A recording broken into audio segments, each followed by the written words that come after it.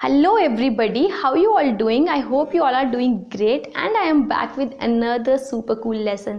So आज की video में हम बात करेंगे normal English versus advanced English की, यानी ऐसी इंग्लिश जो इंग्लिश लर्नर्स या फिर नॉन नेटिव स्पीकर्स बोलते हैं और ऐसी इंग्लिश को एडवांस्ड इंग्लिश स्पीकर्स या नेटिव स्पीकर्स किस तरह से बोलते हैं। नेटिव स्पीकर्स यानी वो लोग जिनकी खुद की लैंग्वेज इंग्लिश है, ठीक है। तो मैं कुछ सेंटेंसेस आपको आज बताने वाली हूँ। अगर वो सेंटेंसेस आप नॉर्मल इंग्लिश में बोलते हैं तो भी उनका मीनिंग सही है, और अगर आप उनको एडवांस्ड इंग्लिश में बोलते हैं तो भी उनका मीनिंग बिल्कुल सही है। लेकिन वीडियो को बनाने का मकसद बस इतना सा है कि आप अपनी इंग्लिश को एक लेवल ऊपर लेके जाएं और नॉर्मल से हट के थोड़ी सी एडवांस्ड इंग्लिश बोलें, ताकि आप भी एडवांस्ड इंग्लिश स्पीकर की तरह साउंड करें। सो गाइज, अगर चैनल में नए हैं तो चैनल को सब्सक्राइब कर लीजिए। और बहुत सारे वो लोग ऐसे हैं जो चैनल पे आते हैं, वीडियो को देखते हैं, लेकिन चैनल को सब्सक्राइब नहीं करते हैं। तो इस सज्जन को क्या तकलीफ है भाई? क्या तकलीफ है इनको?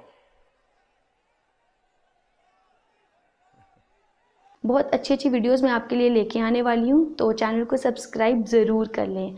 सो my name is Pooja Sharma and without any further ado let's get started. So सबसे पहला आज हमारे पास जो सेंटेंस है वो है, जैसे आप हिंदी में कहते हैं कि मैं बहुत थक गया हूँ या थक गई हूँ, तो अगर इसको हम सिंपल इंग्लिश में बोलेंगे तो हम कैसे कहेंगे? I am very tired. लेकिन एडवांस इंग्लिश स्पीकर्स या फिर नेटिव स्पीकर्स इसको किस तरह से कहते हैं? I am exhausted. I am exhausted, ठीक है। अगला सेंटेंस देखते हैं, मुझे बहुत भूख लगी है। तो अगर इसको हम नॉर्मल इंग्लिश में बोलेंगे तो हम कहेंगे आई एम वेरी हंग्री। लेकिन अगर इसको नेटिव स्पीकर्स बोलते हैं तो वो किस तरह से बोलते हैं? I M starving. I am starving, ठीक है। आइए अगला सेंटेंस देखते हैं, मुझे पक्का पता नहीं है। जैसे कोई बात होती है ना, आप कहते हैं कि मुझे इस बारे में पक्का पता नहीं है, तो अगर आप नॉर्मल इंग्लिश में कहेंगे तो आप कहेंगे I am not sure about it. लेकिन अगर आप इसको एडवांस इंग्लिश में कहेंगे तो आप कैसे कह सकते हैं? I M on the fence. I am on the fence, ठीक है। आइए अगला सेंटेंस देखते हैं, बाहर बहुत सर्दी है। तो इसको नॉर्मल इंग्लिश में किस तरह से कहते हैं? It's very cold outside. लेकिन इसको नेटिव स्पीकर्स किस तरह से कहते हैं? It's freezing outside. It's freezing outside, ठीक है। आइए अगला सेंटेंस देखते हैं, आज मिलते हैं। तो इसको नॉर्मल इंग्लिश में कैसे कहेंगे? Let's meet today. लेकिन अगर इसको आप एडवांस्ड इंग्लिश में कहना चाहें तो कैसे कहेंगे? Let's catch up today. तो ये बहुत ही इनफॉर्मल सेंटेंस है जो आप अपने दोस्तों के साथ या कहीं पे भी यूज़ कर सकते हैं। और प्लीज़ अब जब भी आपको किसी से दोस्त से मिलना हो तो आप उसको ज़रूर ऐसे ही कहें, लेट्स कैच अप टुडे। आइए देखते हैं अगला सेंटेंस। अगला सेंटेंस है, समय बर्बाद करना बंद करो। तो इसको नॉर्मल इंग्लिश में कैसे कहते हैं? Stop wasting time.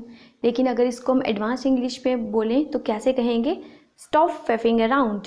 Stop फैफिंग around, ठीक है। आइए देखते हैं अगला सेंटेंस। तो अगर हम किसी को कहें क्या तुम पागल हो, तो आप इसको इंग्लिश में कैसे कहोगे? सिंपल इंग्लिश में आर यू मैड।